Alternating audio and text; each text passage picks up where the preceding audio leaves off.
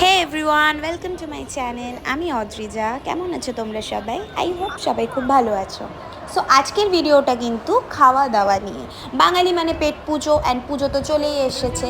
So খাবারটা তো equally পাল্লা দিয়ে আমাদের খেতে হবে। সো আজকের ভিডিওটা গড়িয়াহাটের কোন কোন জায়গায় আমি কি ননভেজ খাবার খেয়েছি তোমাদের সেটাই দেখাবো।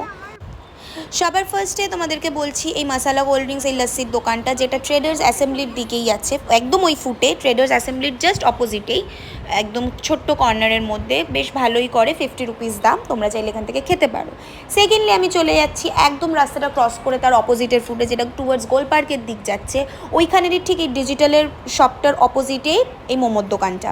ছোট্ট দোকান, উনি একা হ্যান্ডেল করে, অ্যান্ড মোমোগুলো বেশ টেস্টি। আমি এর আগেও খেয়েছি, অনেকবারই খেয়েছি ইনফ্যাক্ট, বাট ভিডিওটা আমি আজকে তোমাদের সামনে দেখাচ্ছি।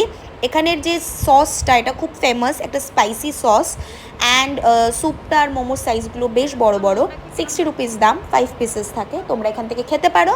5-এ আমি এখানে রেটিং দেবো 3.5।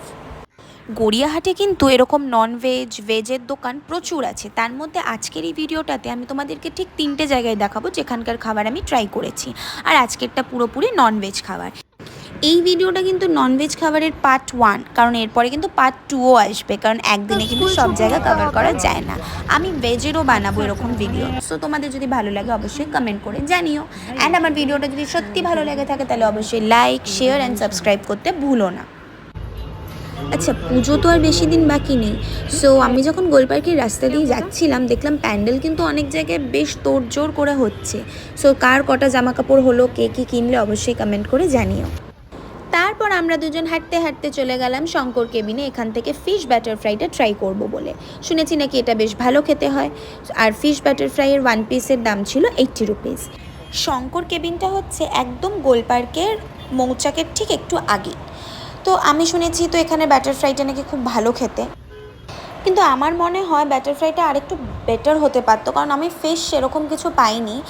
আর ব্রেডের কোটিংটা বেশ মোটা ছিল। সো ফিশ বাটার ফ্রাইতে 5-এ আমি রেটিং দেবো 2.5। তারপরে শঙ্কর কেবিনের ঠিক অপোজিটেই ভাজাভুজি এই দোকানটা থেকে আমরা খেয়েছিলাম চিকেন পপকর্ন। 10 পিসেস থাকে, 60 রুপিস। এখানের চিকেনগুলো দেখে মনে হলো যে খারাপ খেতে হবে না, বাট তোমরা যদি অ্যাকচুয়ালি ফ্রাইড চিকেন খেতে চাও, আমি তোমাদেরকে এটা সাজেস্ট করতে পারি। অ্যাক্রোপলিসের মলের ঠিক অপোজিটে একটা ফ্রাইড চিকেনের দোকান আছে, ওখান থেকে খেতে পারো। মানে কি বলবো, নো ডাউট ভালো খেতে, নো ডাউট। বাট এখান থেকে যে আমি ট্রাই করলাম, ঠিকঠাক এখানের খাবারগুলো ছিল, মানে খাবারগুলো না, আই মিন ওই চিকেন পপকর্নটা। কিন্তু তোমরা যদি অ্যাকচুয়ালি এরকম ফ্রাইড চিকেন KFC স্টাইল খেতে চাও, তাহলে তোমরা অ্যাক্রোপলিসের ওই ফায়ার হাউস, বা আমি এক্স্যাক্ট নামটা জানি না, তোমরা একটুখানি সার্চ করে নিও। জাস্ট অ্যাক্রোপলিসের অপোজিটে নিউ মার্কেট, ওখানেই পাওয়া যায়। তোমরা ওখান থেকে ট্রাই করতে পারো। আজকে আমি যেখানে খাবারগুলো খেয়েছি, খাবারগুলো অ্যাভারেজ ছিল। আর এই চিকেন পপকর্নটাতেও আমি রেটিং দেবো 3। তারপর হাঁটতে হাঁটতে আমি একটু আমার স্কুলের সামনে দিয়ে, আমার নবনালন্দা আমার স্কুল, ওখান থেকে আমরা চলে গেলাম হাঁটতে হাঁটতে আবার গড়িয়াহাটের দিকে, একটু জুডিওতে। তারপরে জুডিও থেকে ঘোরাঘুরি করে 7টা সাড়ে 7টার দিকে আমি চলে গেলাম আমার বাড়ির দিকে। বাট বাড়ির দিকে যাওয়ার আগে আমি একটুখানি চা খেলাম, অনেকক্ষণ গ্যাপ দেওয়ার পরেই খেয়েছি। আর এখান থেকে চাটা বেশ ভালো খেলাম।